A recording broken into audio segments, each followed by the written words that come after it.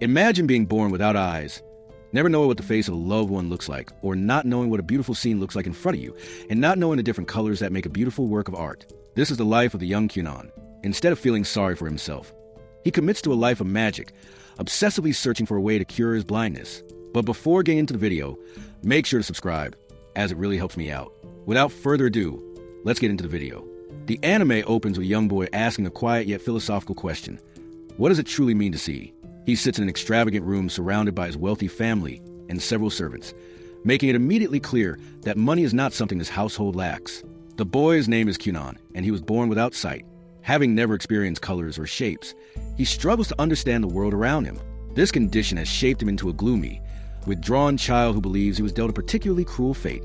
Those around Kyunan care for him deeply and do their best to explain what sight is like. Unfortunately, their well-meaning efforts only make things worse. Every explanation reminds Kyunan that seeing is something he will never experience. Instead of feeling comforted, he feels excluded, as though everyone else is living in a vibrant painting while he is trapped behind a wall, listening to descriptions of it. Soon after, Kyunan's personal servant, Iko, escorts him to his magic lesson. Because of the family's immense wealth, the lesson takes place inside the palace, and the teacher functions more like a private tutor than a standard instructor. Kyunan is far from excited. He questions the point of learning magic when he cannot even walk freely without help. In his mind, studying magic without sight feels like trying to draw a masterpiece without ever seeing the canvas. Iko disagrees and reminds him that he was born with a rare water magic crest. Letting such talent go to waste, he argues, would be nothing short of a tragedy. Inside the classroom, Kyunan greets his magic teacher, Jenny. She begins with a basic spell, teaching him how to create a small ball of water, roughly the size of an eyeball. That simple spell becomes a turning point of Kyunan's life. For the first time, a realization strikes him. If magic can create water, then perhaps magic can create eyes that can see. From that moment on, Kyunan takes his training seriously. His personality changes dramatically. Once gloomy and detached, he becomes noticeably more cheerful. Even during breakfast, he begins asking questions about his food, curious about what it looks like. For someone who once ate in complete indifference, this sudden enthusiasm is nothing short of revolutionary. Driven by curiosity, Kyunan visits his history teacher and asks to hear the tale of the Holy Knight, Hister Huglia. She recounts the legend of a demon lord who once terrorized a nation and the knight who stood against it. Hister emerged victorious but lost an arm and a leg in the process. According to legend, his descendants are occasionally born missing something, an arm, a leg, or even their eyesight. Kyunan is one such descendant, which explains both his blindness and his extraordinary magical potential. Inspired, Kyunan throws himself into training. He quickly discovers that talent alone is not enough.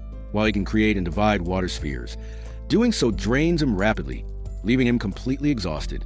To improve his stamina, he takes up sword training, reasoning that physical strength will support his magical growth.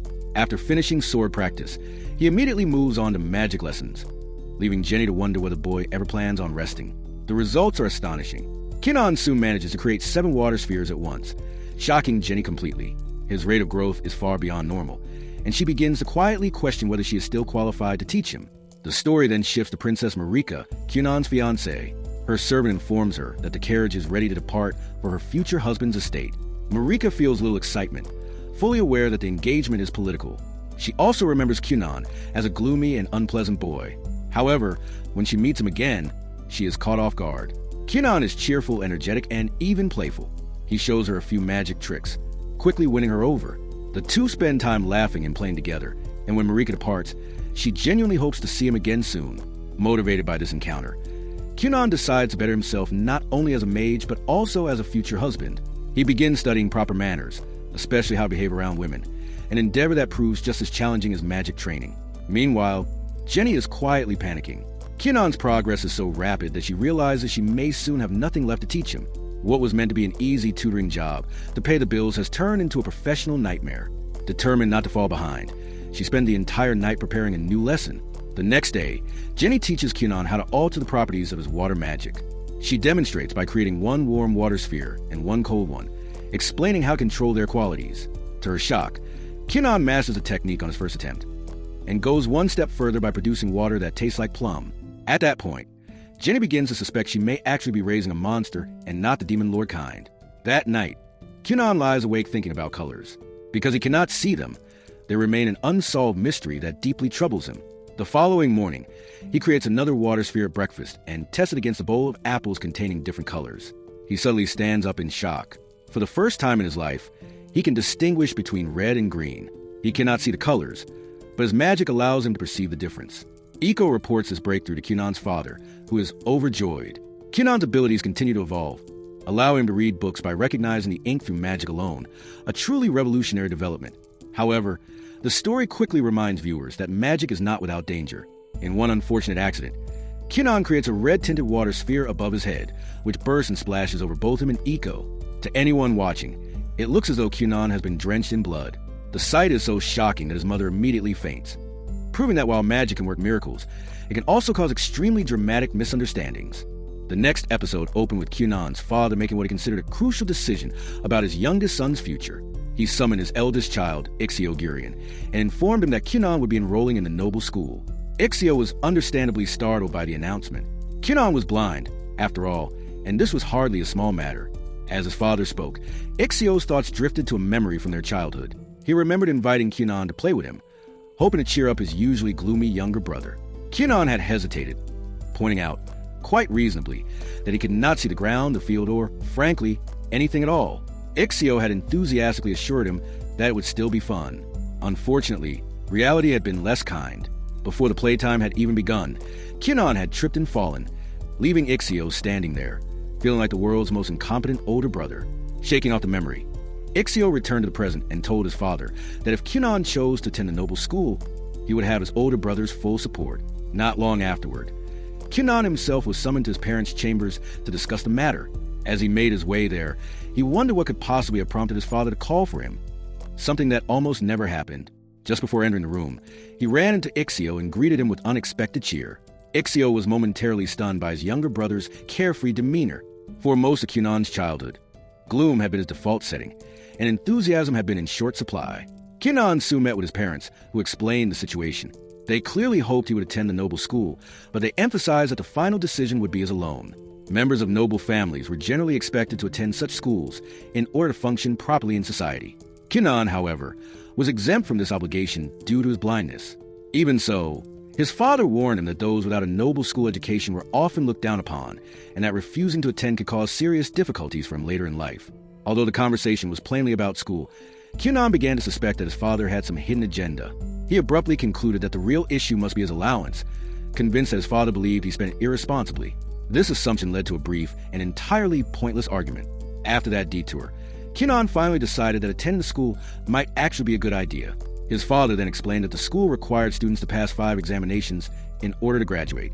Each successful exam brought them one step closer to becoming a fully functioning member of society.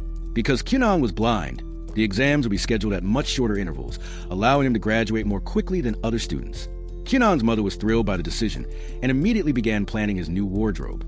Marika was equally delighted when she heard the news and promised to show Kyunon around the school. Kyunon worried that other boys might resent him for being engaged to someone as beautiful as Marika, but she casually dismissed the concern. The day of departure soon arrived, and Kyunon looked as charming as a boy his age possibly could in his new clothes.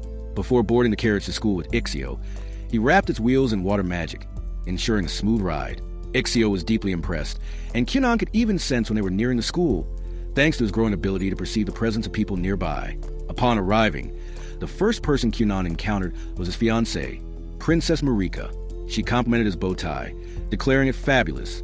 Kyunon, ever flirt, worried aloud that it might look better than Marika herself, a claim she immediately rejected. He jokingly added that if that were true, he would tear the bow tie apart, since nothing in the world deserved to outshine her. Ixio could only cringe in silence, wondering what exactly had happened to his little brother since learning magic. Kyunon then managed to escalate his antics by asking Marika if she could be a boy for the day. To his surprise, she agreed and took on the role of his guide around campus. During their tour, they eventually met the teacher responsible for overseeing Kyunon's education. She led him to an isolated classroom and explained that he would need to pass 5 exams. While there was normally a long gap between each one, Kyunon's exams would be held much closer together, at his father's request. Despite this explanation, Kyunon appeared completely at ease as the first exam began. He even continued chatting with the teacher during it. To her astonishment, every question he attempted was answered correctly, revealing an intellect far beyond what she had expected from an ordinary student. After a long day, Kyunon reunited with Marika, and the two decided to head to the cafeteria for a meal. On the way, they ran into Lyle, Marika's older brother. As a member of the royal family, he intimidated most of the students, and true to form, he attempted to bully Kyunon as well. Ixio stepped forward to intervene, but it quickly became clear that his help was unnecessary. Kyunon calmly uses water magic to soak Lyle's pants, making it look as though he had wet himself. The surrounding students quickly drew their own conclusions. Unable to bear the humiliation, Lyle withdrew. Kyunon and Marika continued on to enjoy their meal together, while Ixio was left with a single overriding thought. He really hoped he would not get dragged into trouble again. The next episode opens with Kyunon cheerfully continuing his meal in the school cafeteria alongside Marika and his elder brother. On the surface, everything appears calm, almost cozy, but despite having handled the earlier confrontation with impressive wit and speed, Kyunon remains visibly unsettled by Prince Lyle's behavior. He admits that he cannot wrap his head around why Prince Lyle would treat his own sister with such open rudeness and outright violence. In response, Marika explains, patiently and with the tired wisdom of someone who has lived it, the less glamorous side of royal life. She tells Kyunon that as a ninth princess, she ranks below Prince Lyle in the royal hierarchy, which already places her at a disadvantage. However, matters become even more complicated due to her engagement to Kyunon. Not only is he a sorcerer, but he also bears a hero scar, an unfortunate combination if one wishes to avoid attention. This engagement, Marika explains, has given her an unintentional and rather dramatic boost in status, despite the fact that she never asked for it. As a result, she has managed to turn her own brother into an enemy, and judging by how royal politics work, he will likely not be the last. She remarks dryly that life as royalty is far from a fairy tale and is certainly not a bed of roses. More like a rose garden with very sharp thorns and no gloves. Marika then makes it clear that she has no interest in climbing the social ladder or chasing prestige. What truly matters to her is Kyunon himself. She says she genuinely likes the person he has become and cannot imagine being with anyone else. This heartfelt confession leaves Kyunon in a dazed state of happiness, as if reality itself has briefly forgotten to function. Without hesitation, he declares that he feels the same way and has no intention of ever choosing anyone else.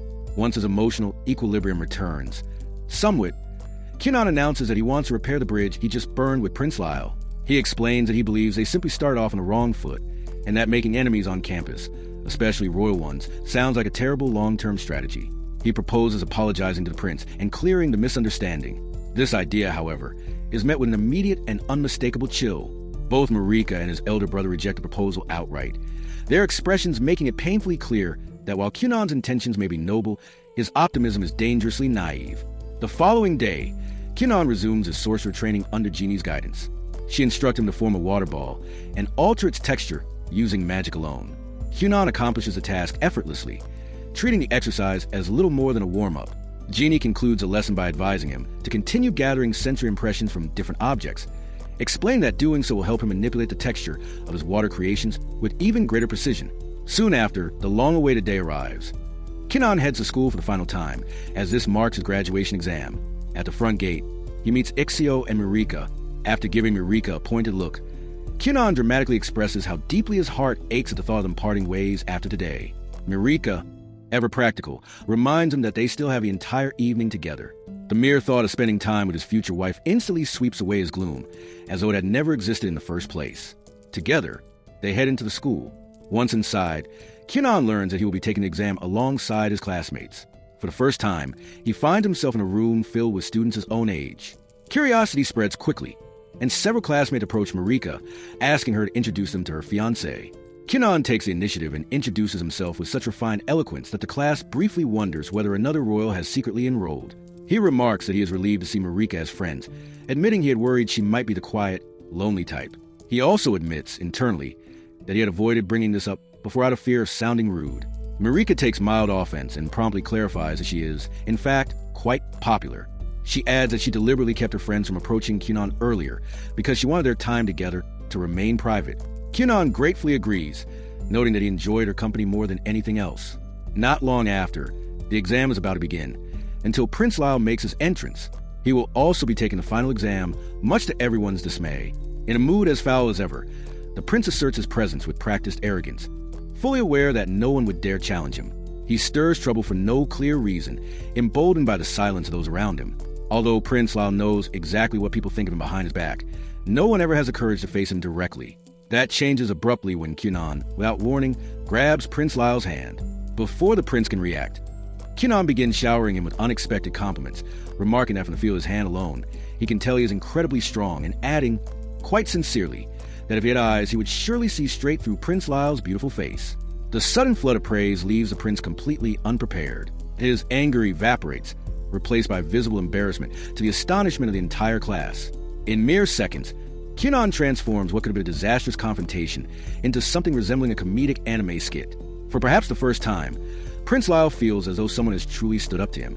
The exam proceeds, and once it ends, the results are announced immediately. The teacher solemnly states that she will write the names of the students who passed on the board. A heavy silence fills the room. To everyone's shock, she writes no names at all, only a massive flower. After a dramatic pause, she cheerfully announces that everyone has passed. Relief and celebration erupt across the classroom. As evening falls, Kyunan prepares to return to his palace. He bids a bittersweet farewell to his new friends and most painfully to Marika. With hope for the future in his heart, he boards his carriage and leaves the school behind for good. Not long after, Kyunan attends his sorcerer examination under Jeannie's supervision. She challenges him relentlessly, throwing every test she can think of at him, but none are enough to push him to his limits. Kyunan goes even further, transforming one of his water balls into a bird and granting the power of flight. Jeannie watches in disbelief as the water creature flutters through the air. At that moment, she fully realizes that Kyunan has surpassed her ability as a teacher. Later, while sharing snacks, Jeannie finally confesses her thoughts. She admits that she is no longer fit to teach someone as extraordinarily gifted as Kyunan. The revelation hits him hard. He cannot imagine learning magic from anyone else. In a rare burst of emotion, Kyunan insists that she must find a way to continue as his teacher, even offering her more money if motivation is the issue. His agitation causes his magic to surge uncontrollably, and before he realizes it, multiple water animals spring into existence around them. Although Jeannie sympathizes with Kyunan's feelings, witnessing such a display only strengthens her resolve. She calmly explains that the gap between their abilities is simply too great for her to be of any use to him. With that, she resigns from her position and takes her leave.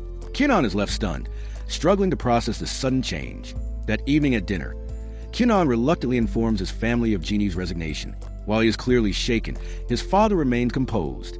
He redirects the discussion toward finding a new sorcerer capable of teaching someone of Kyunan's caliber. The challenge, however, lies in the fact that sorcerers of such skill typically serve royalty directly and rarely leave the palace, as they are considered invaluable assets. Still, Kyunan's father promises to speak with the king and do everything in his power to secure a suitable mentor for his gifted son. The fourth episode opens with Kyunan traveling toward the royal palace in a carriage beside his father.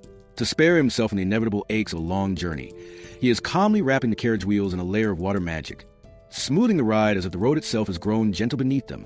He reflects that he has no desire to arrive with a sore back, especially on a day as important as this one. As the carriage rolls forward, Kyunan speaks with his father, still struggling to believe that he is truly headed for the royal palace. The fact that he has been granted permission to study magic under the Grand Sorcerer himself feels unreal to him. He muses that life is unpredictable and that no one can ever know what fate will suddenly place in their path. His father, however, firmly disagrees. He explains that this cannot be dismissed as mere luck. Gaining an audience with the king is rare enough, and being invited to study under the palace's own sorcerers is rarer still. To him, it is obvious that the royal sorcerers have been aware of Kyunan for some time and have taken a keen interest in his abilities. This realization makes Kyunan uneasy, though he quickly brushes the feeling aside. To lighten the mood, he demonstrates the extent of his magic by forming a small cat out of water. The lifelike creature delights his father so much that Kyunan jokingly suggests they should keep a few cats in the palace. Despite his fondness for felines, his father refuses, arguing that cats are too prone to running about, disrupting work, and causing accidents. He also points out that his wife, Tina, prefers dogs. Kyunan counters by suggesting that the cats could stay outside and roam freely in the palace gardens instead. His father considers the idea and bursts into laughter, admitting that it may not be such a bad compromise after all. Before long, they arrive at the palace grounds, where they are greeted by Lady Rayshaw. She is not only a skilled sorcerer, but also the second princess and the elder sister Marika. Her attention is immediately drawn to the cat Kyunan's father is carrying. When he sets it down, Kyunan dispels the magic, and the watery feline dissolves instantly. Lady Rayshaw is deeply impressed, finding Kyunan's level of control and creativity fascinating. Kyunan's father, on the other hand, mourns the loss of the cat he had grown fond of in just a few short moments, despite knowing it had only been an illusion. Lady Rayshaw explains that she has heard much about Kyunan from her younger sister, Marika. At the mention of her name, Kyunan excitedly announces that he has already reserved a beautiful restaurant for the evening and plans to take his fiancée, Marika, out on a special date. His enthusiasm makes Lady Reisha blush, charmed by how earnest and adorable he is. Soon, Kyunon's father departs to attend his audience with the king, while Kyunon heads deeper into the palace with Lady Reisha to meet the Grand Sorcerer. Along the way, she explains the inner workings of royal succession. While tradition usually favors the firstborn prince, in this kingdom the crown is awarded to the son or daughter who achieves the greatest accomplishments. With 7 princes and 10 princesses, competition for the throne is fierce and constant. Lady Reisha reveals that she herself abandoned any claim to the crown in order to pursue magic, a choice that permanently disqualifies her from becoming queen. Midway through their walk, she notices that Kyunon is not even using his feet, instead gliding along the floor by skating on magic. Despite her mature composure, her inner child gets the better of her, and she eagerly asks to try it herself. Before indulging the fun, she gives Kyunon a grave warning. He must never involve himself with any faction among the palace sorcerers. Though the warning is serious, it comes across lightly as her attention is clearly focused on the thrill of skating. Together, they glide to the palace halls until they are eventually reprimanded by a knight who reminds them that as royalty, they should be setting an example rather than breaking the rules. At last, Kyunon arrives at the chambers of Lodimon Acthard, the Grand Master of all sorcerers in the royal palace. The Grand Master informs him that he must first pass a test before being accepted as a student. He also explains that Kyunon bears a water crest and possesses a 2-star rating. There are 7 crests in total: fire, water, wind, earth, light, darkness, and foul, and each person is born with only one. Every crest is ranked by stars, up to a maximum of 5, with a higher number indicating greater magical potential. Lodimon reveals that he himself holds a 4-star crest, while both Kyunon and Lady Reisha possess 2-star crests, setting the stage for Kyunon's trial within the royal palace. As part of his trial, Kyunon is introduced to another sorcerer who also bears the water crest. The sorcerer demonstrates his skill by conjuring a vast number of floating water spheres, filling the space with shimmering orbs. Kyunon is visibly impressed, amazed that someone can produce such a large quantity of water at once. The Grand Master then explains Kyunon's task. He must use his own magic to draw those water spheres toward himself. Kyunon realizes immediately that this will not be easy, as he has never attempted to manipulate water created by another sorcerer. The thought makes him uneasy, but he steels himself and resolves to try regardless. Gathering all his strength, he pulls at the spheres with his magic. Despite his effort, he manages to draw only 2 water balls away from the other sorcerer's control. The attempt leaves Kyunon utterly exhausted. He has never encountered water that actively resisted his command, and the strain takes a heavy toll on him. To his surprise, however, the Grand Master is thoroughly pleased. Far from disappointed, he declares Kyunon's performance more than satisfactory and awards him a passing score, much to Kyunon's astonishment. The Grand Master then asks Kyunon to demonstrate what else he can do with his magic. In response, Kyunon forms a massive mattress out of water. To everyone's surprise, the Grand Master immediately begins jumping on it with the enthusiasm of a child. Kyunon is taken aback, never having expected to see such a carefree side from someone of such high rank within the royal palace. Encouraged, Kyunon goes on to demonstrate his ability to shape water into a human figure and make it float. Unfortunately, the illusion drifts through the palace halls, frightening several people in the process. The incident forces both Kyunon and the Grand Master to issue apologies for the unintended chaos. As the sun begins to set, Kyunon finally reunites with his father, who is preparing to leave the palace after his audience with the king. His father informs him that he has already heard about Kyunon's mischievous use of magic and makes it clear that he is not pleased. He sternly reminds Kyunon that a sorcerer must always be mindful of when and where magic is used, as there is no way to predict who might be harmed or how such powers could be misused. With those words, he departs for home, with the day drawing to a close. Kyunon remembers his dinner date with Marika. Lady Reisha suggests that they use magic to fly to the restaurant. Kyunon hesitates and explains that he cannot do so, as he promised Marika that the first time he ever flew using magic would be with her. After some gentle persuasion from Lady Reisha, he reluctantly agrees. Together, they combine their magic to lift themselves into the sky, Lady Reisha using wind magic and Kyunon shaping water to support their flight. Meanwhile, elsewhere in the palace, Princess Marika prepares for the evening. Dressed in a blue gown, she quietly wonders if she will look good enough for Kyunon, her anticipation growing as the night approaches. The 5th episode opens with Marika waiting impatiently for Kyunon to arrive and take her out on their date. Her anxiety is obvious as she paces restlessly around her room, unable to stay still for even a moment. One of her maids attempts to calm her, remarking that it is only a date. But Marika pays no attention. Her thoughts are consumed by worry, whether she looks presentable enough, whether everything will go smoothly, and she continues pacing without pause. Watching her, the maid reflects that Marika's behavior is understandable. After all, This is her first time leaving the palace to go on a date, and such nervousness is only natural. Before long, the sound of a bell echoes to the halls, followed by a servant announcement that Kyunan has arrived. The moment she hears his name, Marika loses what little composure she has left and rushes out of her room toward the front gate. There, Kyunan is waiting, standing with quiet elegance. He greets her warmly and remarks that the moon looks especially beautiful that night, a fitting sight for such an occasion. Though he cannot see it himself, he expresses hope that the moon's beauty is as people describe, believing that it would make the evening even more special for Marika, who can behold it with her own eyes. With practiced grace, Kyunan takes her hand and tells her that he will escort her throughout the night. His words and demeanor cause Marika's cheeks to flush, her shyness surfacing as the anticipation of the date finally turns into reality. It does not take long for them to arrive at the restaurant, where they will be dining that evening. They are led into a completely private room, reserved solely for Kyunan and Marika, while their escorts remain nearby, ready to respond should either their masters require anything. As this is their first date, Kyunan is uncertain about what he should say. Nevertheless, he makes a clear effort to be romantic. In doing so, he delivers several metaphors that sound more awkward than poetic, so convoluted that they will require extraordinary effort to decipher. Despite this, he continues earnestly, eventually shifting the conversation to recount parts of his day. Kyunan explains that the sorcerers at the palace are exceptionally kind and deeply passionate about magic. He mentions that they tested his abilities, a trial he managed to pass without difficulty. Marika listens with genuine interest, clearly enjoying his company. She even finds his clumsy attempts at romance endearing rather than off-putting. From a distance, Marika's maid overhears the exchange and privately concludes that Kyunan may be somewhat foolish, but at the very least, he is sincerely trying to make Marika happy. As the evening draws on, Kyunan reveals what becomes the highlight of the date, taking Marika's hands. He confesses that although they cannot meet frequently at present, there will come a day when they are married and able to spend every night together. He admits that he longs for that future more than anything else. His words strike Marika deeply, touching her at her core, and even her maid is impressed by the sincerity behind them. After the date ends, Marika is expected to retire early, yet sleep eludes her. Her mind repeatedly replays Kyunan's words, causing her to blush uncontrollably each time she recalls them. Sometime later, on an ordinary day, Iko asks Kyunan for help with the laundry. Kyunan comes down from his room and assists her, using his magic to make the task easier. He explains that he is in the middle of writing a report and does not have much free time. Iko points out that ever since returning from the castle where he met the sorcerers, he has done little besides shut himself away in his room. She warns that such behavior is unhealthy for a young boy and could hinder his growth. During their conversation, Kyunan reflects aloud that women seem to prefer tall men, a notion Iko readily confirms. However, she adds that she likes Kyunan regardless of his height, insisting that whether he is tall or short makes no difference to her.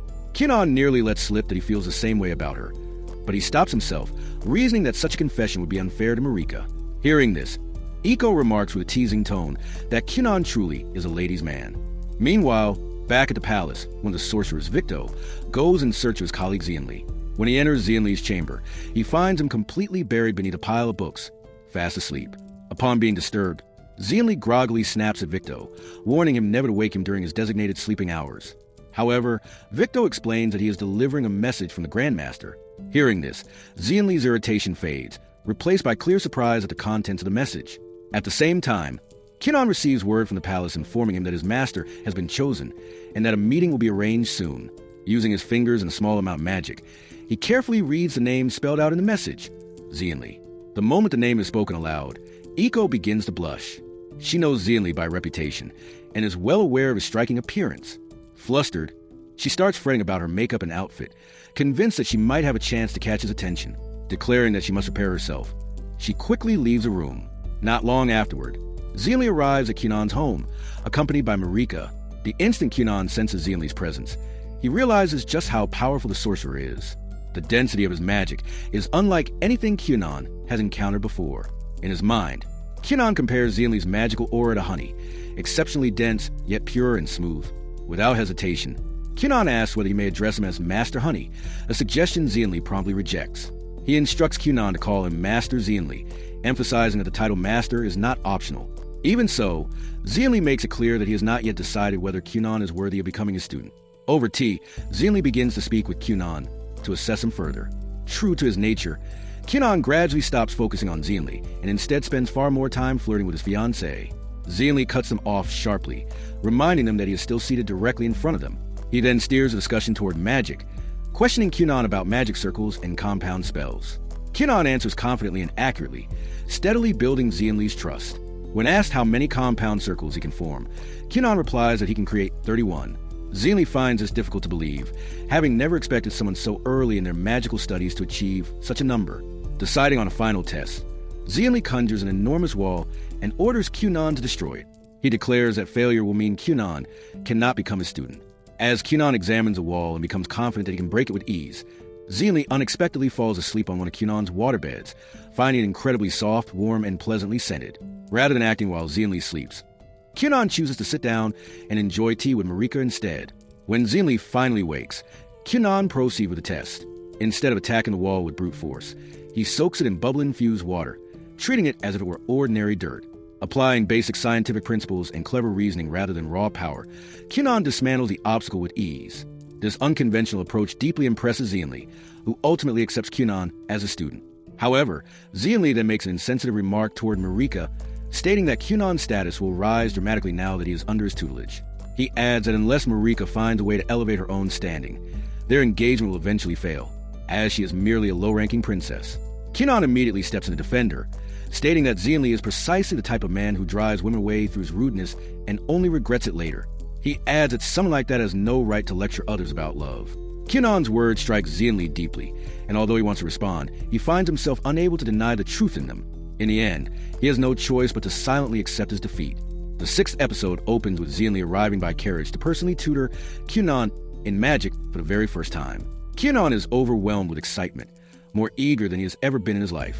Upon meeting him, Xianli immediately praises himself and reminds Kyunan of how fortunate he is to be granted the honor of becoming his student. Kyunan, however, is far too thrilled to care about such remarks. He simply expresses his gratitude and eagerly asks what they will be learning that day, enthusiastically proposing several advanced and complex magical topics to begin with. Much to Kyunan's disappointment, Xianli has far more mundane plans for their first lesson. He reveals that he has amassed an enormous collection of handwritten memos containing everything he knows about magic, and that he needs someone to make clean copies of them. Although Kyunan was born blind, his water magic allows him to perceive well enough to read and write, making him the ideal candidate for the task. Kyunan quickly realizes how tedious this work will be, and half-jokingly asks whether Xianli dislikes him as a student. Xianli responds coldly that he has never felt any affection for Kyunan to begin with, adding that this training will be as harsh and demanding as possible for any sorcerer. Xianli then orders everyone else to leave the room, insisting that Kyunan work alone. Since the text contains sensitive magical knowledge accessible only to palace sorcerers, no one else is permitted to remain nearby. Kyunan apologizes to his fiancée, Marika, for forcing her to leave as well. She accepts cheerfully, explaining that she would never interfere with something as important as sorcerer training. Once the room is empty, Xianli instructs Kyunan to prepare a waterbed, and promptly falls asleep in the blink of an eye. Left alone, Kyunan tackles the task with quiet determination. Meanwhile, Marika begins sword training of her own. She has kept it a secret from Kyunan, wanting him to focus entirely on his magic. However, she has recently begun to feel unworthy of someone as gifted as him, and hopes to close the gap by strengthening herself, determined to become a bride worthy of Kyunan. Hours later, Xianli awakens to find Kyunan utterly exhausted and only halfway through the work. Kyunan asks why the task is even necessary, prompting Xianli to explain the distinction between information and knowledge. He states that merely reading something is not enough to truly understand it. Only by reading and rewriting does information transform into usable knowledge, and only then can it be applied practically and become power. He reminds Kyunan that this exercise is not simply helping his master, but training him to absorb knowledge completely. This explanation reignites Kyunan's enthusiasm, and he resumes the work with renewed efficiency. By evening, however, he still fails to complete it, and Xianli leaves, instructing him to finish by the following day. The next morning, Kyunan visits the palace to meet Xianli, but is immediately surrounded by other sorcerers eager for his attention. Xianli intervenes, reminding them that Kyunan is a student and forcibly pulling him away. He jokingly orders Kyunan to create a waterbed for the others, so they fall asleep in comfort and stop following them. On the way to his office, Xianli introduces Kyunan to the concept of magical engineering, explaining that many palace devices, such as enchanted lamps, were created using it. Inside Xianli's office, Kyunan is amazed by the vast collection of memos and excitedly asks whether he can live there. Xianli replies that it is unnecessary, assuring him that all the knowledge of the room is freely available to him whenever he wishes. He then explains his current project, a magical engineering device capable of warming or reheating items placed inside an empty box, something that would significantly improve everyday life. The issue, however, is that many such projects require water magic for fine adjustments, while Zealy himself specializes in earth magic. Earth magic can reinforce materials, but water magic is essential for precise manipulation. Kyunon eagerly agrees to help, seeing it as another step toward his ultimate goal of creating eyes for himself. Their discussion is interrupted by the Grandmaster, who requests Kyunon's presence. Annoyed, Zealy orders Kyunon to put the Grandmaster to sleep with a waterbed so they will not be disturbed.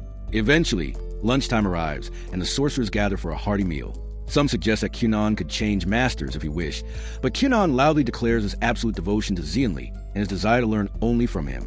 This embarrasses Zealy, who tells him to stop the flattery, only encouraging Kyunon to praise him even more. During the meal, the Grandmaster introduces Kyunon to the idea of a prestigious magic academy attended by sorcerers from all over the world. The school accepts students aged 12 and above, meaning Kyunon still has 2 years to decide. Zealy advises him to at least consider it. 2 years pass swiftly, and Kyunon grows into a remarkably capable sorcerer. During a friendly duel, he successfully counters one of Zealy's powerful attacks with water magic, earning his master's acknowledgement. Later, Kyunon discusses his ongoing projects and theoretical research with Marika, unaware that Zealy is listening. Zealy interrupts, telling Kyunon that it is time to think seriously about enrolling in the academy. Kyunon refuses, insisting that remaining under Zealy's guidance is the best path forward. Zealy, however, disagrees. Although he has taught Kyunon well, he believes Kyunon would benefit more from training under a master who specializes in water magic. At the academy, Kyunon might find a mentor better suited to guide his growth. The unspoken truth is that Zealy does not want to leave Marika behind. Marika herself grabs Kyunon and reassures him that everything will be fine, urging him to attend the academy and pursue greater heights. That day, Zealy leaves, reminding Kyunon never to forget his true goal, learning to create eyes through water magic. Back at home, Kyunon reflects on what he's been neglecting. He remembers that his journey into magic began with a simple desire, to see the world for the first time. Though he has achieved so much already, he realizes that personal growth does not mean abandoning that dream. Renewed, he begins developing new theories focused entirely on restoring his sight. Meanwhile, Marika travels back to the palace with her knight, and Zealy, weighed down by unease. She realizes how much Kyunon has achieved in just 2 years, and fears the widening gap between them. If Kyunon succeeds in seeing through magic, he will become the first person in history to do so, while she will remain an ordinary princess living in his shadow. She tearfully confesses that part of her wishes Kyunon never succeeds, then condemns herself for having such thoughts. Zealy bluntly agrees, earning himself a sharp kick from her.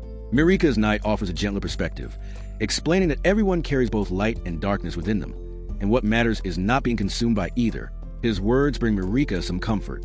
Elsewhere, Kyunon continues his relentless research. After countless failures, something finally works. For the first time in his life, he sees. He stares at the window in awe, mesmerized by the shapes and light before him. But the moment turns abruptly ominous when he turns around and finds a massive crab looming behind him. The 7th episode begins with Kyunon standing in his room, while the magic eyeball he made hovers above him. After repeated trial and error, he is finally able to use this eyeball to see the things around him, marking his first ever success. The crab-like monster is still standing behind him, yet it does not bother him.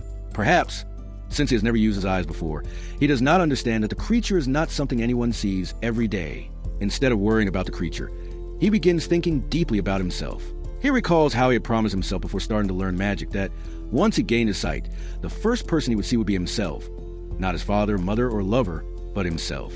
He explains that he wanted to see the person who had always been a liability to others, the one who had constantly been a hassle because of his lack of sight. Tasks that were normal and mundane for others had always been difficult for him, often requiring assistance. In the end, he finally brings himself to look at his own face with his new magic eyes.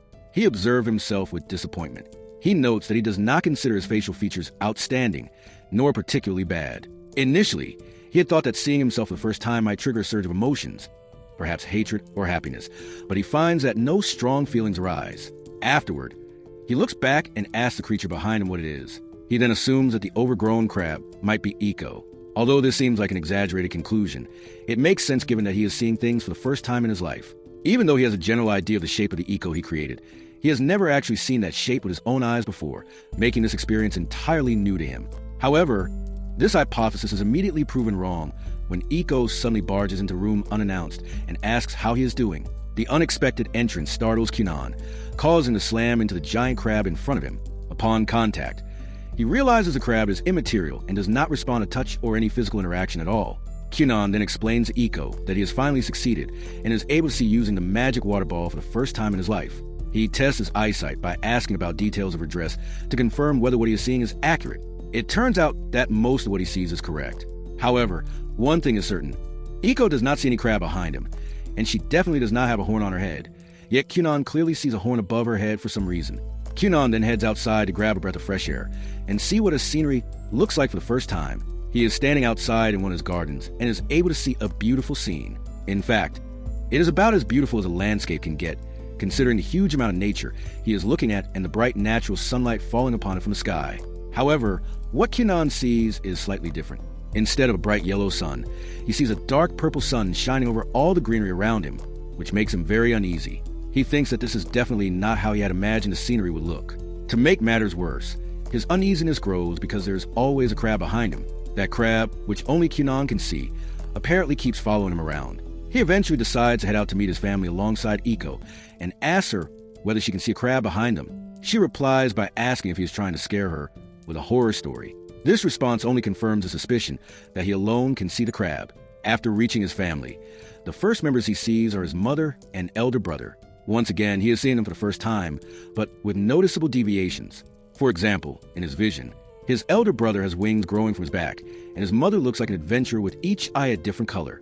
The more he uses his eyes, the more he comes to the grim realization that he is not seeing things accurately. Based on what he sees, the first compliment that comes to mind upon seeing his mother is that she looks cool. Seeing his brother makes him wonder whether they belong to a race related to fallen angels or something similar. Eventually, his father comes into the room, but Kyunan can hardly make him out, as he appears more like a hollow plasma structure than his real father. The scene then cuts to the king's palace, where one of the sorcerers visits Xianli and begins speaking with him. Xianli becomes irritated that his time is being wasted and tells the sorcerer to get straight to the point or leave his chambers.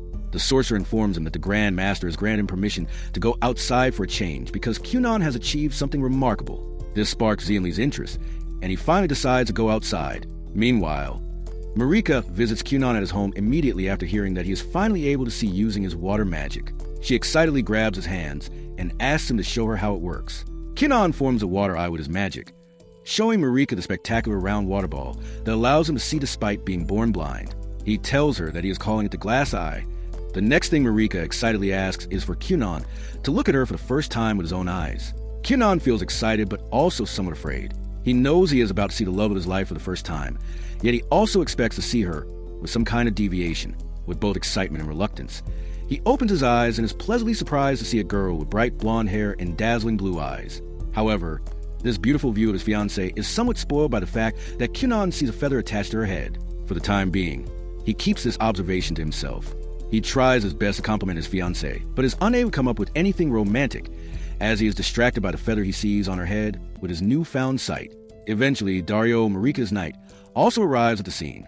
Kyunan notices an accessory sword hanging behind him and immediately calls it cool the moment he sees it. However, Dario lifts the other sword hanging at his waist, indicating to Kyunan that the one behind him is merely an optical illusion. After Dario's arrival, Xianli himself comes to meet Kyunan, and ironically, his grim master appears to be glowing more than anyone else to Kyunan's newfound sight. He finds himself literally unable to look directly at his master because of how much light Xianli seems to radiate toward him. Eventually, Kyunan realizes he needs to discuss this privately with his master and asks to speak with Xianli alone while trying his best not to get burned by Xianli's light rays. After hearing the whole story, Xianli cannot help but laugh at the things Kyunan reports seeing. However, Kyunan finds himself in a serious dilemma and cannot bring himself to smile. He begins to worry that all the important events of his life may be tainted by these altered visions, potentially ruining his memories. Xianli finds it remarkable that Kyunan is already thinking so far ahead about his future.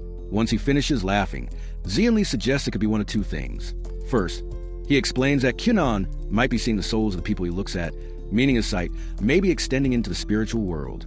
The other possibility, he says, is magic sickness. He explains that certain places are tied strongly to magic and can have significant effects on those exposed to them. Xianli notes that he himself has visited such places, which can take quite a toll, and after experiencing magical sickness, he began seeing things that were not there, much like Kyunan seeing a giant magical crab. However, Kyunan presents another possible explanation. He points toward his magic eye and asks Xianli a rather depressing question, wondering whether the device itself might be a failure. Xianli, ever confident in his student, responds that this cannot be the case, insisting that since it was made by a student, it cannot possibly be defective. This reassurance boosts Kyunan's morale, leaving him more confident than ever that he will overcome this hurdle. Not long after, Cunon's birthday arrives.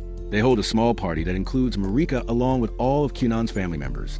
Cunon receives a new staff from his father, who explains that it may be slightly big now, but that Cunon will grow into it. From his mother, Cunon receives a new expensive pen, which he deeply cherishes. From his brother, he receives a book highlighting all the great restaurants in the kingdom, which proves to be an excellent tool for a food enthusiast. During the party, everyone realizes that Cunon will soon leave for his school, which is very far away. His mother begins to cry at the thought, but Cunon's father consoles her, explaining that no matter how far away Cunon goes, he will always love him and will return a much stronger sorcerer. At the end of the night, Cunon receives a gift from his beloved Marika, a cute bracelet, which he cherishes the most. Marika tells him that she will wait for him there and continue improving herself, so he can focus on his own growth as well. They both promise to write to each other and to keep one another in their hearts forever. The 8th episode begins with Cunon heading to his new magic school in a carriage. Accompanying him on the journey is none other than his maid, Iko. It has been 5 days since they started traveling, and Cunon thinks it will take another month before they reach the great city of Direshik, where his new magic school is located. However, their grandfather's home is nearby, and they are just about to reach it. Thankfully, he notes that they will be able to rest there and regenerate their energy. Cunon then brings up what he considers the elephant in the room, asking whether this truly marks the end of their time together. Iko regretfully states that the decision she has made is final. She explains that she will soon leave Cunon's side and aims to get married somewhere, adding that she has already passed the usual age of marriage. She says that if she does not leave her job for marriage now, she might abandon the idea entirely, and she does not want to live her life as a single woman. Cunon feels saddened at the thought of not having Iko around and asks whether he will be fine on his own without her help. She reassures him that everything will be fine, reminding him that he is a powerful sorcerer after all. She then jokingly remarks that the only way he could convince her to stay would be by marrying her, to which Cunon clearly declines, noting that he is already engaged to his lovely Marika. They eventually reach the house of Cunon's grandfather.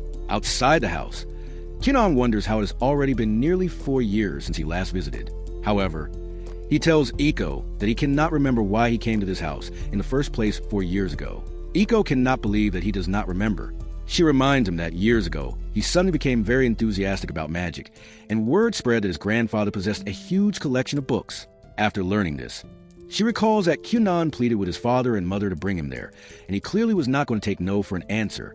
She adds that he even began dancing in front of his parents, claiming he would not stop unless he was taken to his grandfather's home. Cunon laughs at the memory, and his grandfather eventually comes out to greet him, doing so in an extremely enthusiastic manner and appearing to be in fine health for his age. The first thing his grandfather talks about is celebrating Cunon's acceptance into the magic school. He tells Cunon that he is willing to buy him almost anything he wants as a present. Cunon, however, does not seem very excited about the offer. Yet his grandfather continues suggesting options ranging from jewelry to other expensive items. Seeing his enthusiasm, Iko interrupts him and mentions that he has a special letter from Cunon's mother. They head inside the house, where the grandfather opens a letter and discovers rather discouraging news. Apparently, Cunon's mother does not want him spending a huge amount of money on Cunon for getting accepted into the magic school, although the permitted amount is still well over twice Iko's salary. Even so, the grandfather cannot comprehend how such an amount could be considered small for Cunon's achievement. He asks Cunon whether it would be acceptable not to inform his mother about how much is actually spent on him. Cunon, however, still does not appear particularly interested in the present he might receive. He then addresses what he considers the elephant in the room and asks whether his grandfather has selected a new maid who will replace Iko. The grandfather admits that he got carried away with excitement and gets up to bring in the new maid. The new maid introduces herself as Rinko and reveals that she is actually Iko's younger sister. She states that she is 18 years old and clarifies that she already has a fiancé, unlike Iko, who is still not engaged. This remark visibly irritates Iko. However, Rinko explains that she did not intend it as an insult and simply wanted Cunon to know her relationship status, to make it clear that she cannot become anyone's mistress. Cunon replies that he also has a fiancé, so he is not someone actively looking for a mistress. He tells Rinko to cherish her fiancé the same way she cherishes her 3 daily meals. Rinko finds Cunon's unusual humor appealing, and Cunon feels relieved that his new mate understands his odd humor just as Iko did. According to Cunon, both sisters are quite bright and similar, which the two of them take as a compliment. The two sisters speak privately about Cunon. Rinko expresses that she had feared Cunon might be a very strict person since he is a sorcerer and bears a hero scar, but now that she has met him, she thinks things will work out nicely because he seems quite laid back. Iko tells her that Cunon is literally an innocent angel. Iko then recalls the time when she was first assigned by his father to take care of him. She explains that Kyunan was once a gloomy child, but with the help of a bright influence, he gradually blossomed into a very kind and extroverted boy. She proceeds to describe Kyunan's learning habits, mentioning that he often skips meals whenever he becomes deeply focused on learning magic. She stresses that it is very important for Rinko to make sandwiches for him whenever he gets absorbed in his studies. Rinko wonders aloud whether Kyunan might be the kind of man who becomes a playboy. Iko immediately tells her never to portray Kyunan that way and insists that she must never allow any woman to get close to him, with the sole exception of Marika. Rinko promises that she will do her best, though she points out that Kyunan naturally comes across as kind and slightly flirty, which tend to attract girls to him. They eventually finish making the sandwiches, and Kyunan eats them. He compliments the sandwiches, remarking that they seem to have been made with the love of two sisters. Rinko comments that such a compliment further proves her point that Kyunan is becoming a budding womanizer, a statement that visibly frustrates the usually cheerful Iko. Eventually, it becomes time for Kyunan to leave his grandfather's house, and he must bid farewell to Iko as well. From this day forward, Rinko becomes his maid for the remainder of the journey. Before leaving, Kyunan privately confesses to Iko that he had always believed being away from his close family members would be very difficult for him. However, he now realizes that he is more independent and stronger than he had previously thought. Throughout this journey, he has been separated from many of his loved ones, especially Marika, yet he has managed well. Kyunan admits that he will miss Iko, but he feels capable of attending the magic school without her. Iko promises him that after she gets married, she will live in the same city, meaning they will still be able to meet from time to time. This reassurance makes the soft-hearted Kyunan very happy. Soon afterward, he boards the carriage and heads towards school with Rinko. The person most devastated by Kyunan's departure is clearly his grandfather. Although he always knew Kyunan would eventually leave, he still follows the carriage for a while, hoping Kyunan might change his mind and stay a little longer. Nevertheless, Kyunan makes the difficult decision to continue his journey. During the trip, he asks Rinko whether she will truly be fine accompanying him for years, considering that she will not be able to see her fiancé for a long time. Rinko replies that her fiancé fully supports her decision because the job will help them finance their future business. Kyunan becomes intrigued and asks what kind of business they plan to invest in. She explains that they intend to open a restaurant. They continue their light conversation as they approach another city just before reaching Dairashik. In the city, they decide to look around and come across a bookstore that catches Kyunan's interest. The two of them enter, and Kyunan is fascinated by the sheer number of books in the store. Rinko points out that his grandfather had even more books in his library, but Kyunan remarks that his grandfather's collection did not contain many magic books, whereas the store is filled with them. They then examine a very rare magic book. Rinko advises Kyunan to buy it, but he points out that the price is far too high and that they would be broke if they bought it. Rinko is shocked. She realizes the book is so expensive that she could practically open her own restaurant with that money. Kyunan explains that magic books are one of a kind, making them all incredibly rare and costly. They even speak with a receptionist, who turns out to be a great magic enthusiast. Kyunan uses his water magic to create a cute cat for her, which she adores. The receptionist offers Kyunan a discount on one of her books, but he politely declines and leaves the store with Rinko. Afterward, they visit a clothing store, where Kyunan begins gathering sensory data by touching a scarf made of dark fox skin. The fashion assistant asks him not to, explaining that the material is very expensive. Kyunan tells him that he is collecting sensory information for his magic, and using it, he creates a dark fox in the assistant's hand. The next thing the perverted man asks is whether Kyunan can make a girl too. Rinko hears this and immediately scolds him, insisting that Kyunan is just a boy. She covers Kyunan's ears and drags him out of the shop, yelling at the man like a madwoman. The fashion assistant is left standing there, staring at the magical dark fox. As soon as Kyunan leaves the shop, three mysterious girls enter and notice the dark fox in the man's hand. One of the girls touches it, finding it strange that a dark fox will be friendly with humans, and the fox immediately explodes as it is made of water. One of the girls recognizes the complexity of the spell and admits that she is not knowledgeable in this particular branch of magic. Meanwhile, Kyunan finally arrives at his new school, but trouble soon greets him. He had originally planned to stay in the dorms, only to discover that they are all fully booked. The girls they meet at the school inform him about a real estate agent, and Kyunan eventually finds a very nice house to stay in. As Kyunan prepares to start his first day, he is unaware that a mysterious man is already aware of his arrival. The man also knows that Kyunan is a student of Xianli. The 9th episode begins with Kyunan meeting 3 of his fellow applicants at the magic school.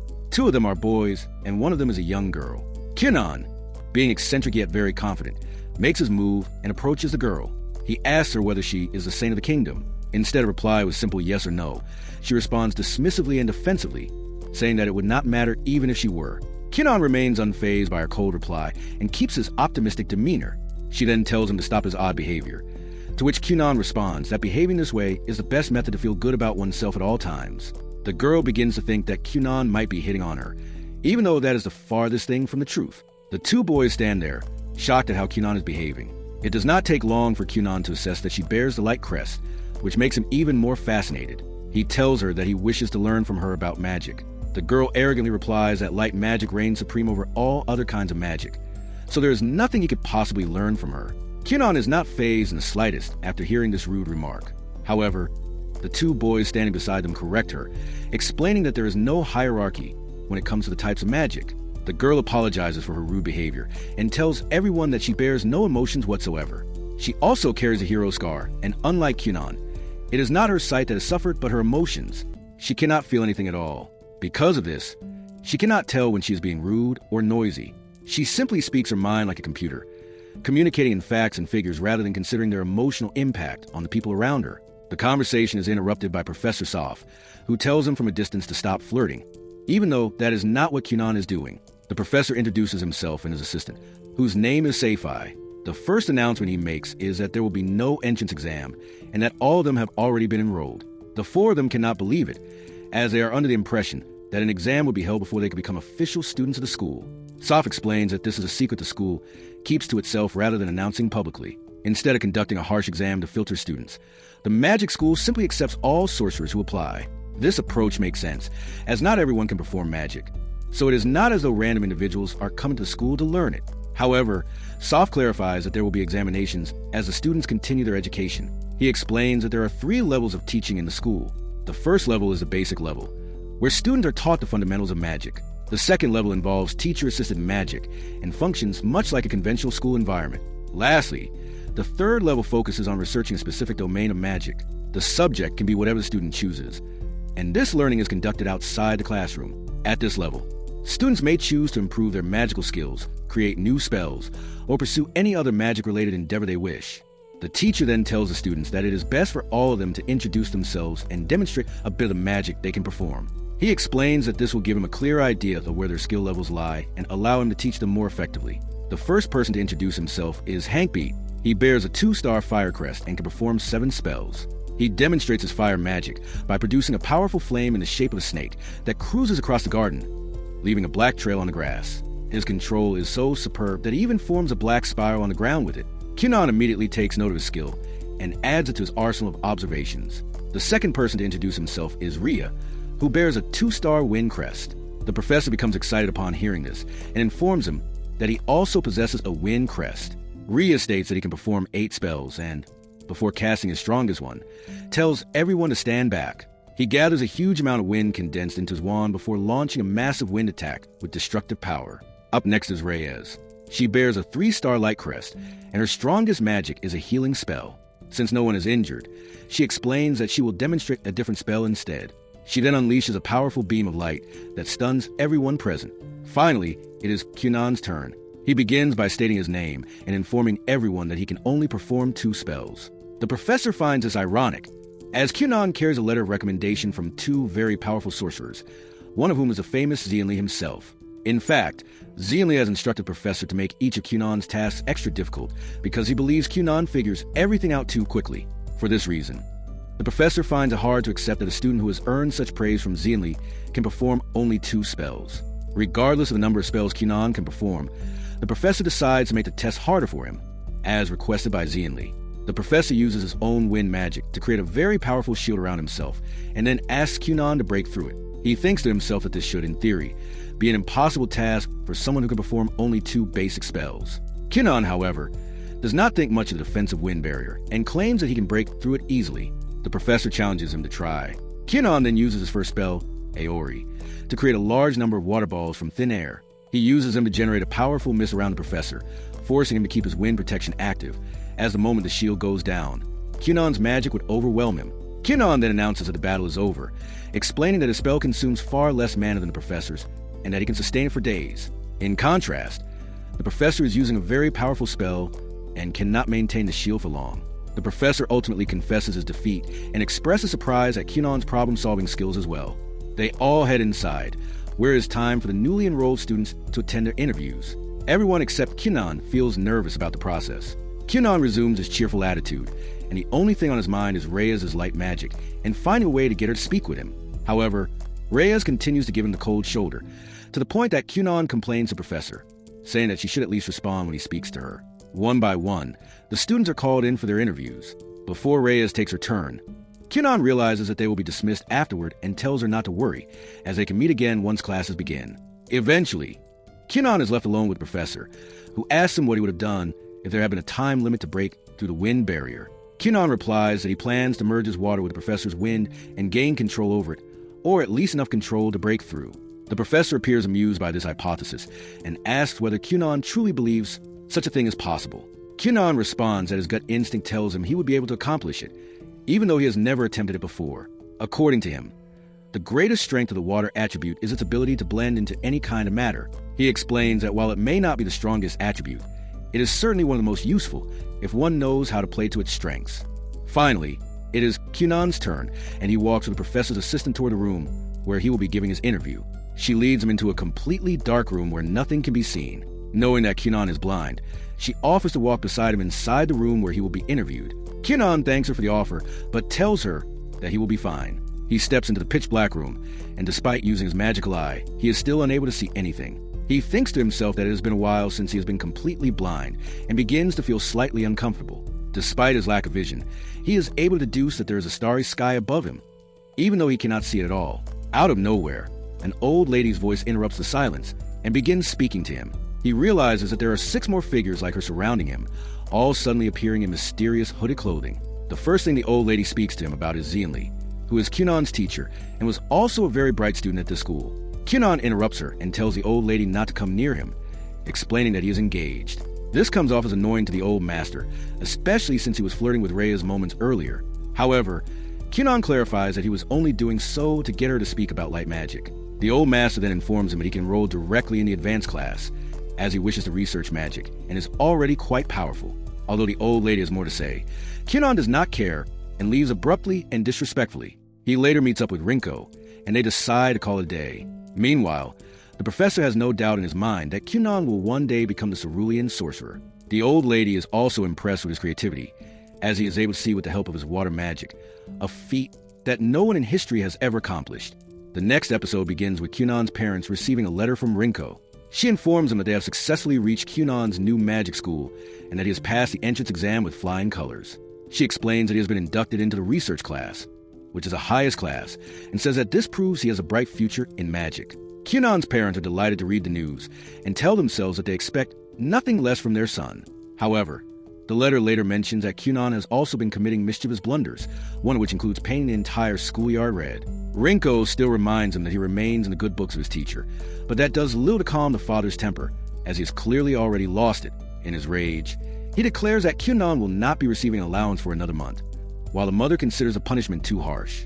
Meanwhile, at the magic school, Kyunan and his fellow students of the research class are informed of a grim reality. Their teacher tells them that they are not allowed to take an allowance from their parents or guardians. He explains that in order to become successful sorcerers, the first step is being able to pay their own bills. This does not seem particularly difficult, considering that magical abilities are likely in high demand since not everyone can perform magic. Despite this, the young Reyes objects to the rule and asks the homeroom teacher to reconsider. She argues that she is there to learn magic, and that studying finance will only slow her down. The teacher responds that to be a top sorcerer, the least one should be able to do is earn one's own money, and his reasoning appears fair. With their powers, making money should not be such a great hurdle. The students of the advanced research class later gather outside, where Reyes reveals that her spending habits amount to a little over 1.5 million NECA per month. She elaborates that she employs 2 servants who also function as guards, and paying their salaries is no easy task. They discuss what they might do to earn money, but naturally, not a single one of them has any idea. One of the teachers then shows the bright students their new laboratory space. Each student is to receive a personal lab where they can do whatever they wish. In fact, it is entirely up to them whether they do anything at all, as there are no restrictions on the amount of time they devote to learning magic. However, they are warned that poor performance could lead to a bad credit score, which could result in demotion to one of the lower classes. This arrangement works perfectly in Kyunan's favor, as he considers it a great opportunity to deepen his understanding of magic, especially since his master also discovered his passion for magical engineering through the school. Everyone is impressed by how much Kyunan has thought about his future. Later that day, Rinko approaches Master Kunan and announces that dinner is ready, yet he remains outside, lying on his magical water balloon instead of coming in. She soon realizes that he is not feeling like himself. It turns out that he is depressed after being turned down repeatedly by Reyes. No matter how much he tries to gain her attention and practice magic with her, he finds himself pushed away each time. Rinko takes him to dinner and offers a few extra tips on how to approach Reyes, and Kunan listens carefully to her advice. Meanwhile, Reyes is also having dinner at home with her 2 servants. She appears the most stressed about her financial situation, and her servants confirm that the school's rule is firm and will not be compromised. The next day, Reyes goes to school with the same dilemma on her mind, only to discover a huge line leading straight to Kunan and his lab. She asks her remaining classmates what is happening, and they inform her that Kunan has started a new business that has become an instant hit. Apparently, he is renting out his lab, which is filled with water bubbles that can be used as beds. The worn-out students of the school frequently visit to rest there. Kunan explains that he and Xianli used to get very little sleep while researching magic to obtain results, and after prolonged exhaustion, they would begin to speak nonsense before finally getting some rest. He recognizes that everyone at the school must experience something similar, so he believed the idea is bound to succeed. The professors also catch a glimpse of what Kunan is doing and request that the service be made available to them as well. In return, they offer him an extra lab to work in. Kunan is initially reluctant to accept money from professors, but upon seeing the generous payment, he allows his greed to prevail. Later that night, Reyes remains troubled by her financial situation. She has not even begun to figure out what she will do, while Kunan already has a solution to his problem. She tells her servants that in order to resolve this issue, she must do something that goes against every fiber of her being. She concludes that this means approaching Kunan and asking him for help. The next day, Reyes sets her ego aside and decides that she has no choice but to ask Kunan for help. Before doing so, she tells him that she has experienced humiliation for the first time in her life. Kunan, cheerful as ever, is simply happy to receive her attention for the first time and recognizes this as the perfect opportunity to practice magic with her. Being the chivalrous boy he is, he brings in another teacher to supervise their interaction, as he does not wish to work alone with a female student, knowing that it can make some girls uncomfortable. This consideration eases Reyes' mind, and she slowly begins to open up to him. Kunan first asks why she does not use her healing magic to earn money, pointing out that it is powerful and can help many people. Reyes reminds him that her healing prowess is a divine gift from God, and she cannot morally bring herself to profit from it. Kunan then proposes another idea involving her light magic. Professor Soraya, a light magic user, appears before them and provides a few seeds of Shirshilla. Kunan explains that they can use these seeds to grow genuine Shirshilla. Reyes remains skeptical and insists that the herb can only grow in a holy land. However, Kunan states that he has researched these herbs extensively and claims that, with the correct technique and the application of her light magic, they can cultivate them successfully. The moment of truth arrives as Kunan gives Reyes instructions needed to grow the seeds. Despite her doubts, she casts her light magic, and after a few moments, the seeds begin to sprout. The experiment proves to be a great success. Reyes looks at the excited Kunan in shock, unable to believe that his idea has actually worked. She also realizes that Kunan is genuinely passionate about magic, and that he has not been trying to flirt with her after all. The teacher then remarks that it is fortunate Kunan's 1 million NECA did not go to waste. Confused, Reyes asks what he means, and the teacher reveals that the seeds collectively are worth that amount. However, if the experiment succeeds, the total cost is effectively reduced to zero. Reyes understands that Kunan has risked such a large sum on the success of the experiment, and would have had to pay from his own pocket if it had failed. This realization impresses her even more. Immediately afterward, Kunan asks Reyes out to lunch, which somewhat diminishes the positive impression she has formed of him, causing her to reconsider whether he might have been flirting after all. A little while later, once the herbs are fully grown, several additional steps are taken to process them into final pills. The last step involves Kunan casting a spell at Rabu to shape them into pill form. They bring the finished pills to the appropriate merchant, who carefully inspects them before concluding that they are indeed genuine pills made from Shirshilla. He determines that collectively they are worth approximately 2 million NECA. The deal is finalized as a long-term agreement, under which Kunan and Reyes will continue supplying him with the pills. To celebrate, Kunan and Reyes share a meal together along with Reyes' servants. The servants express their gratitude to Kunan for helping them. Acting like a gentleman, Kunan declares that he will pay the bill. However, he later regrets the decision when he discovers that the meal costs 220,000 NECA. The experience teaches him a valuable lesson about not overindulging in gallantry. Shortly afterward, 2 of his classmates approach him, seeking guidance on how to earn money. Kunan initially remarks that he would have done everything in his power to help if they had been girls. Eventually, he agrees to assist them, but only on the condition that they entertain his ridiculous ideas.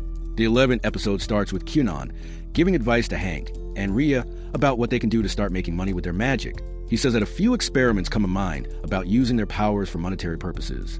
Kyunon suggests that Hank use his fire prowess to start cooking bacon, whereas Rhea focuses on using his wind magic and learning how to fly. According to Kyunon, these applications of their magic can produce lucrative benefits for them. The two of them find his ideas weird, but they are not in any position to object since they have to learn how to make money, and they have no ideas of their own to begin with. The scene cuts to Kyunon, presenting a new project of his to his teachers. It is an all-new rat doll that is meant to complement his customers' sleep. Kyunon explains that he has received feedback from customers who have used his waterbed. Even though it is a very valuable tool for putting someone fast asleep, it is still not perfect, and some people think their sleep can be improved. Kyunon says that by giving those people using his waterbed a fluffy rat toy like this, they will be able to sleep better and faster. He wants his teachers to touch it, but they refrain since they might just fall asleep right there and then. Kyunon leaves the class after demonstrating his project, and 3 girls enter the room looking for him. The teachers tell them that Kyunon has just left, and the 3 of them respectfully leave the area. Kyunon then heads to the lab where he conducts his business of putting people to sleep on his waterbeds. As usual, there is a huge line which he must handle, as all of his clients are in serious need of some rest. After putting them all on his waterbeds and clearing the rush, Kyunon looks out a window and sees Hank try to make some bacon with his fire magic. He uses his water magic to come down from the window to see how Hank is doing, and to no surprise, Hank's cooking skills could use some help, or rather, his magic control could. Hank finds it hard to maintain a constant fire or keep it under control. He ends up producing too much heat, and the result is burned bacon that no one will buy. Meanwhile, the 3 girls are still looking for Kyunon inside the school and have even reached his lab, but he has gone from there as well. On the other hand, Kyunon visits Rhea to see how he is doing with his wind magic. He finds his colleague levitating uncontrollably in the air, and just as Rhea is about to fall to ground, Kyunon saves him by using his water magic to create a waterbed at the crash landing spot. Kyunon advises him to start smaller and just focus on levitating a little off the ground. He explains that it is better to learn how to walk before one can run. He then takes his 2 new friends to the kitchen to make sandwiches from the bacon Hank had made. The kitchen chef advises him that the bacon is totally burned and the sandwiches will be completely inedible. Kyunon tells the chef that food should not be wasted and says that he will be eating them with his new friends. Just as the 3 of them are on their way to have a meal, they are interrupted by the stoic Reyes. She says that she would like to have the 3 of her classmates for lunch, and the 3 of them graciously accept the invitation. However, the lunch is far from pleasant as the bacon inside the sandwiches is totally burned. All of them try to eat it, but are unsuccessful, to say the least. After some time, the 3 girls who are looking for Kyunon finally meet him outside his lab where he conducts his business. However, they are distracted by Kyunon's cute rabbit and end up sleeping on his waterbed instead of talking about what they were originally looking for him about. Meanwhile, Reyes is doing well with her business, but asks one of the teachers why making money from magic is even necessary to begin with. The teacher replies that there are people in society who would use the gifts of those with magic for their own gain. Teaching budding sorcerers how their magic can be used in society better equips them to be aware of people who might try to exploit their gifts for personal gain. Reyes finally understands the purpose of the magic learning system and continues on with her work. Later that day, the 4 classmates have another lunch together. They talk about how there are 3 factions in the school and how each of them wants talented sorcerers to join them. Each faction essentially wants the cream of the crop, as it gives them more influence within the school and also gives them an edge in any magic-related projects they're working on, since the individuals within a faction look out for each other. It turns out that the 3 girls who are looking for Kyunon are each from a different faction and have been sent by their respective leaders to retrieve him. However, they obviously failed miserably at that, as Kyunon never got the hint that he was being invited to any faction. The conversation between the 4 of them develops further, and Rhea explains that there are 3 factions in total: ability, harmony, and rationality. While there are other smaller factions as well, that does not change the fact that these are the big 3, and talented sorcerers who are in the research class should aim to join one of them. They all speculate that it will be quite soon before they are invited by different factions, and that it is important for them to choose the right one. The school has prohibited the induction of a new student into any faction immediately, as it wants new students to get accustomed to the school first. This explains why none of them have been invited yet. But since it has nearly been a month since their arrival, they expect to soon be flooded with offers. They all decide to end their conversation and focus on the lunch made by Hank. He is quite excited to present the meal, as for the first time he has not burned the bacon inside the sandwiches. However, after taking a bite, they still find his cooking to be quite terrible. For now, though, it is good enough to at least swallow without wasting it. Meanwhile, instead of the girls heading to Kyunon to recruit him, the leader of each faction has taken the matter into their own hands and is heading to Kyunon personally to recruit him. However, Before they can do so, the worst possible thing happens. They end up coming across each other first. Looking at one another, they all come to the same conclusion, that each of them wants Kyunan to join their faction. They decide to have a three-way duel among themselves to determine who will get to meet Kyunan first. Meanwhile, Kyunan is busy training Hank and Ria on how to use their powers to make money. Ria has finally learned how to use his wind magic to levitate and is ready to take it to the next step. However, his experiments are far too risky, so Kyunan created a layer of water around him so that even if he flies badly, his crashes will not be fatal. Ria is impressed by the creative ways Kyunan is able to use his magic. He recalls how he was born in a poor countryside where he was the strongest sorcerer. However, after coming to this magic school and meeting Kyunan, he realizes for the first time that he had simply been a big fish in a small pond all along. Kyunan also advises a frustrated Hank, who has had no success so far with cooking bacon, to be far more creative. He reminds Hank that he has already been an assistant once in the school, so he should understand the importance of experimenting and failing. This advice opens Hank's mind from the tunnel vision he has been suffering from for quite some time. He realizes that instead of only changing the fire's intensity, he can also create different aromas with his fire that would add to the flavor, and he can even change the color of the flame. Blue fire is naturally more intense than normal fire, so by manipulating these variables he can change how the bacon cooks. This realization opens new doors for Hank. Later that day, Hank, Ria, and Reyes are invited to join new factions, and they accept the offers. They share the news with each other, and Kyunan feels slightly disheartened because out of four of them, he is the only one who has not received any offer yet.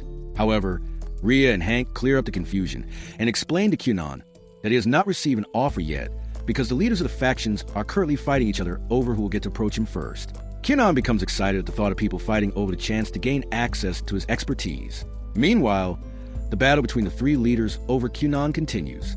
They launch a number of spells at each other, and their fierce but friendly battle eventually comes to an end with the leader of the ability faction winning the three-way fight. All of them come to terms with the fact that he now has a right to approach Kyunan first, but they also acknowledge that the final decision is entirely up to Kyunan. With that, the day comes to an end. The 12th episode begins with Kyunan writing a letter to his fiancée, Marika. It has been a little over a month since he joined the magic school, and he writes about everything he has learned so far and all the new experiences he has gained. In the letter, he tells his fiancée that he continues to work as hard as possible to get ahead in life in the hope of becoming someone worthy of being her future husband. Kyunan is not someone who keeps secrets. In the letter, he even tells Marika that he now has a female friend at the academy. He is able to share this with his fiancée because he holds no impure intentions toward any of his female friends. He recalls a moment when a girl from the ability faction came over to invite him. In his usual flirtatious manner, he accepts the invitation and openly tells her that he finds her attractive. However, according to Kyunan, his heart remains loyal to Marika. Later, while conducting flight experimentation with Ria, Kyunan learns that the three major factions of school, although currently enjoying a period of peace, were once at war with one another. Kyunan shows little interest in this information and simply continues with the experiment, as it fascinates him far more than the history of the factions at his school. During the experiment, another girl approaches Kyunan to invite him to her faction. This time it is Elva Daglight from the Harmony faction. She is as beautiful as a woman can be, and Ria remarks that he would be willing to do anything for her if he were in Kyunan's place. Kyunan agrees to her proposal, and she leaves satisfied with his answer. Ria notices Kyunan's behavior and points out that he has just agreed to join the ability faction when the previous girl approached him. As the conversation continues, another girl appears. She goes by the name of Cassis and belongs to the Rationality faction. She requests that Kyunan join her faction, and surprisingly, he declines the invitation in the coldest manner possible. This reaction catches a girl off guard, as she clearly takes pride in her ability to seduce men into doing her bidding. Without wasting any time, Kyunan leaves the place with Ria. Ria then asks Kyunan why he declined the girl's invitation, since such behavior is unlike him. Kyunan simply replies that he does not consider her to be a girl. Meanwhile, another girl from the Rationality faction approaches Kyunan, and this time he returns to his usual behavior and agrees to join Rationality upon her request. Later, Hank and Ria have a private conversation about the strange promises Kyunan has been making to various girls. They realize that he has promised to join all three of the major factions in the school, and the two of them begin to worry because it is impossible to belong to more than one faction. Meanwhile, the Ability faction is holding a party to celebrate Kyunan's arrival. Elia informs everyone that she has successfully recruited him. The members of the faction express amazement at her ability to seduce men, and some people at the party say they would gladly go on a date with her even if it meant she would never speak to them again afterward. Their celebration is interrupted by a group of Rationality faction members who claim that Elia is spreading lies about recruiting Kyunan. This leads to a heated verbal confrontation between Cassis and Elia, which is eventually stopped by the leader of the Rationality faction. Before long, members of the Harmony faction also arrive. The leaders of the three factions begin discussion, and it becomes clear that Kyunan has agreed to join all of them. This leads them to believe that he must be lying to at least two of the factions. In the end, they conclude that the only way to learn the truth is to ask Kyunan directly. Elsewhere, Marika finds herself engaged in battle with the bear. She understands her limitations and anxiously grips her sword. However, the bear strikes her weapon and sends it flying away, leaving her defenseless. Just as it seems that all hope might be lost, Prince Lyle appears from behind and strikes the bear down for good. Marika and her team feel relieved the moment they see his face, knowing that they've been saved. Later, Marika returns to her castle and begins opening the letters that have arrived for her. She is delighted to discover that one of them is from Kyunan. She looks at the letter for a brief moment, as if savoring the anticipation, before finally breaking the seal. She reads everything with excitement and feels pleased to learn that Kyunan is conducting experiments and following his passions. However, one small detail troubles her. It is the fact that Kyunan now has a female friend. Marika's maid assures her that it is nothing to worry about. Yet Marika still struggles to accept this new development. The next day, Kyunan heads to his magic school. Along the way, he greets many people, which shows just how popular he has become. When he arrives at the school, he is met by Hank and Ria, who inform him that his promises to different girls about joining their factions have caused a major problem. They explain that the girls from those factions are now searching for him. Their attempt to hide Kyunan fails, and he is quickly discovered. The girls insist that Kyunan meet the leaders of their factions as soon as possible. However, Kyunan calmly decides that he will eat his bacon sandwiches first, which Hank had prepared, while the girls wait impatiently and grow increasingly irritated. Eventually, they lose patience, grab Kyunan, and drag him away by force. Kyunan simply remarks that he feels fortunate to be escorted by so many fairies. Kyunan is taken to a castle located on the school campus, where the three leaders of the factions are waiting for him inside a large room. When Kyunan arrives, they introduce themselves. They sit together and have tea, and eventually one of the leaders asks him which faction he truly intends to join. Kyunan responds by saying that he cannot choose between them, so he will simply have to join all of them. The 13th episode begins with everyone being shocked at the decision Kyunan makes, completely out of the blue. A person joining all three factions together is unheard of to this date. Of course, Kyunan cannot simply be handed this honor. He has to complete a test before he can have the privilege of joining three factions at once. The head of the Rationality faction asks if Kyunan is truly worthy of the honor, and Kyunan dismissively replies with "who knows." The head of the Ability faction notices that Kyunan responds very well to the ladies, so he tells the head of the Harmony faction to ask him the same question. She asks Kyunan if he is worthy of such an honor, and Kyunan replies as elegantly as possible that if he gets the opportunity, he will try his best to prove himself worthy of it. The discrimination with which he treats the male and female sexes is very obvious, so the head of the Harmony faction continues speaking to Kyunan on behalf of the remaining factions as well, since she is a girl. She then tells Kyunan that his power as a magician will be tested, and Kyunan gleefully accepts the challenge, stating that he will come out triumphant. The news around the school spreads like wildfire that Kyunan is taking on three different factions together in a magic battle to prove his worth to them. No one in their right mind attempts this, let alone a first year like Kyunan, who has not even been to school for a month yet. The time of the battle finally arrives, and before getting into the action, Kyunan is sitting in his camp with Professor Seifai, who is not amused with all the commotion Kyunan has caused. She tells Kyunan that only a student of Xeonli can cause such an uproar in the entire school. Kyunan, being the cool-headed person he usually is, does not even take that as an insult and simply promises the professor that he will do his best not to disappoint her. The professor ends up feeling like he is hitting on her, but Kyunan insists otherwise and shows her that he is confident in his ability because of the magic charm he wears on his wrist. Kyunan then heads to the battleground and is greeted by the three leaders of the three factions. Luckily for him, he will not be facing those three, as it would be quite an unfair matchup, considering it is already one person going against three different factions. Instead, Kyunan will be taking on the girls who tried to recruit him. The leaders of the factions think it is fitting, considering they're the ones who feel betrayed the most since he promises each one of them that he will join their group only. Kyunan's friends are busy speculating about the conclusion of the battle. Rai even thinks that she might have to use her healing magic to heal Kyunan after the battle ends. However, for some reason, she cannot bring herself to see Kyunan actually lose this battle. Up until now, Kyunan has streamlined through anything the school has thrown at him, and this just feels like another hurdle that he will overcome no matter what the odds. Hank and Ria also agree and do not doubt Kyunan's ability to pull through when it matters the most. The battle is about to begin, and Professor Seifai is responsible for overseeing the duel. She casts a magic spell around the girls, taking on Kyunan and Kyunan himself.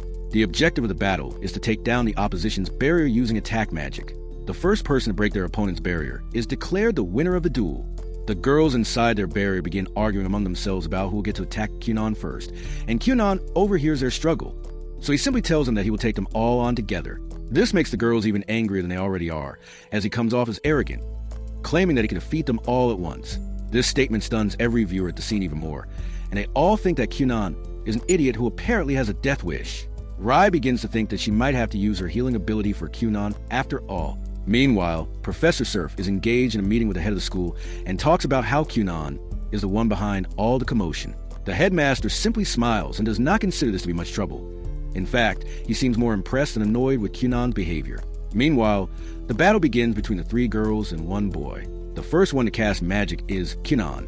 He casts a simple magic known as Aori that produces a huge number of water balls, which stuns everyone. However, people soon begin to wonder that even though producing such a huge number of water balls is impressive, it still does not explain how he will win, since Aori is not an attack magic to begin with. Kyunan then changes the color of the water and wraps his foes in a red fog. This blocks their line of sight, and they are unable to cast any spells. However, that is not the end of it. Kyunan begins to cause it to rain, and since it is not an attack spell, the barrier does not stop it from entering. The girls still think that they will win, since the little rain will only make them wet, but it soon becomes clear that it is not ordinary water. Rather, it is slime. It soon becomes harder for them to breathe rather than cast magic, and all of them yield. The audience is left stunned, as they cannot even explain what happened to begin with. Kyunan manages to defeat 4 opponents at once without using a single attack magic. Seeing his opponents wet, Kyunan retracts all the water on them using his magic. He even creates large warm water orbs as a token of his apology for humiliating them. Naturally, none of the girls accept his gesture and leave angrily. Later, Kyunan is taken in front of the 3 leaders of the factions, who want to ask him how he defeats the girls. Kyunan explains that the slime magic effectively passes through the barrier since it is not detected as an attack magic, and once it gets on someone, it makes it harder to stand up and even breathe. The 3 leaders are stunned at Kyunan's creativity and admit that they truly have someone unique on their hands.